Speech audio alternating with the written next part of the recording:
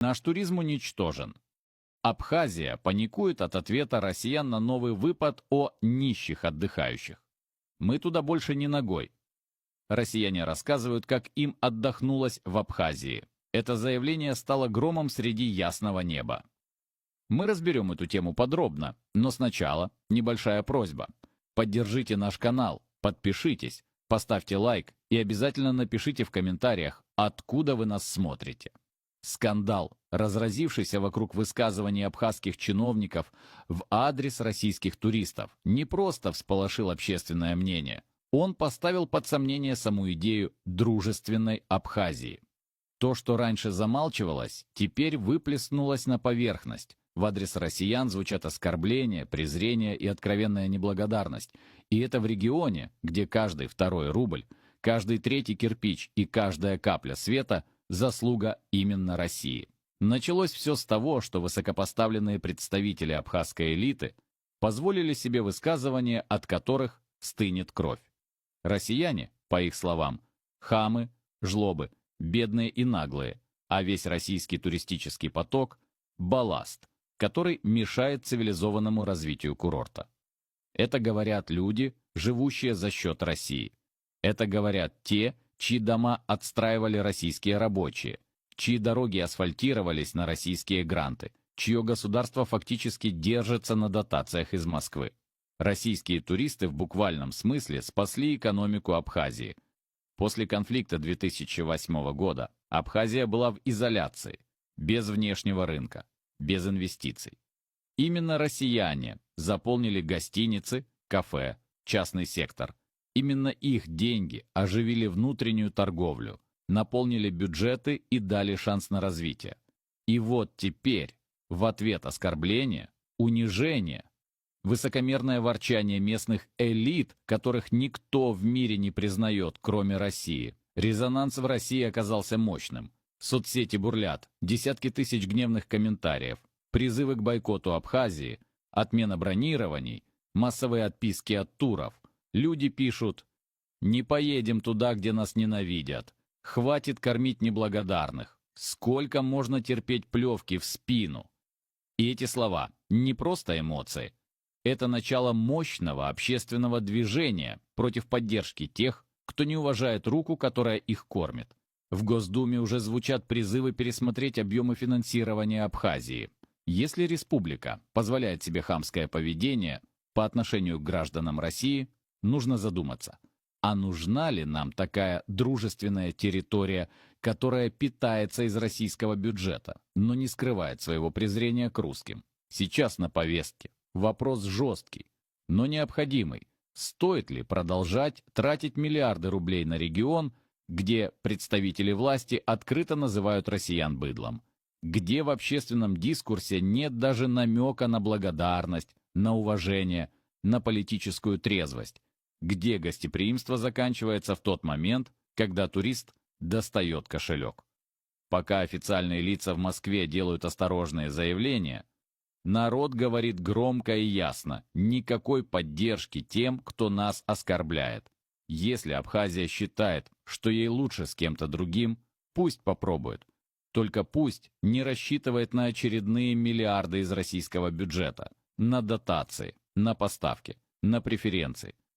Россия не кошелек, который можно пинать ногой.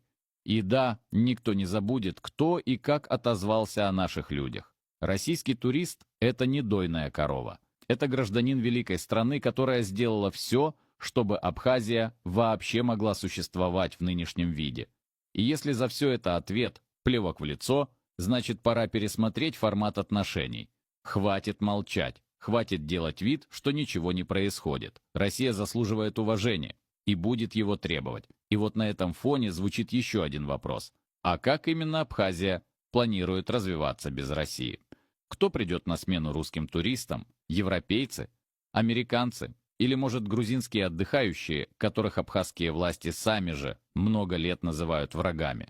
Реальность такова, что без российского потока Абхазия просто встанет. Ни одна другая страна не готова вкладываться в непризнанную республику, в ее дороги, электросети, инфраструктуру. И если кто-то в Сухуми решил, что можно плевать в лицо России и при этом дальше получать деньги, пора их разбудить. Пора напомнить и про безопасность. Не стоит забывать, что именно российские военные гарантируют мир на границе с Грузией. Именно они обеспечивают стабильность, сдерживают конфликты, присутствуют на рубеже. И если Абхазия начинает вести себя как дерзкий подросток, который решил, что больше не нуждается в старшем брате, пусть не удивляется, если однажды брат просто уйдет. И тогда станет понятно, насколько хрупким может быть мир, если за ним больше никто не стоит. Сегодняшний скандал – не случайность и не частное мнение. Это симптом глубокой болезни, неблагодарности, самодовольства и утраты чувства реальности. Абхазские чиновники, обогащенные на российской помощи, решили, что могут позволить себе плевать в лицо тем, кто их спас от полной изоляции. Но если раньше подобные выходки спускались на тормозах, теперь народ сказал «хватит». Россия не обязана вечно терпеть и вечно прощать. Сотни тысяч россиян уже пересматривают свои планы. Кто-то отменил отпуск, кто-то переключился на Сочи или Крым, кто-то принципиально больше не поедет туда, где его называют быдлом и хлебалом.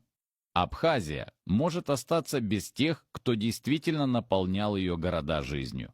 А туристический сезон – безвыходным. И когда начнут закрываться гостиницы, уезжать предприниматели и простаивать рынки, станет слишком поздно просить прощения.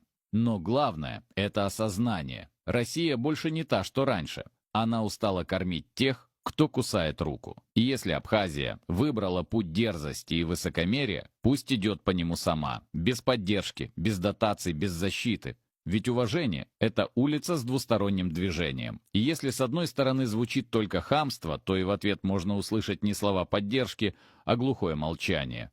Или гораздо жестче. Россия может многое простить, но плевок в лицо – никогда. Сегодня Абхазия решила испытать терпение страны, которая ее подняла с колен, вложилась в ее безопасность и экономику. И если кто-то в Сухуме еще не понял, что значит разозлить русского туриста и российского налогоплательщика, очень скоро поймет на собственном кошельке. Деньги закончатся, границы станут тише, а равнодушие России окажется страшнее любого ультиматума. Не нравится русский турист? Отлично! Посмотрим, как абхазские курорты будут выживать без этих неугодных, с закрытыми рынками, с пустыми кафе, с диким пляжем, где кроме чаек ни души. Но главное даже не это. Главное понять. Россия никому ничего не должна. И уж точно не тем, кто сегодня срывает маски и показывает свое истинное отношение к стране, которая спасла Абхазию от исчезновения.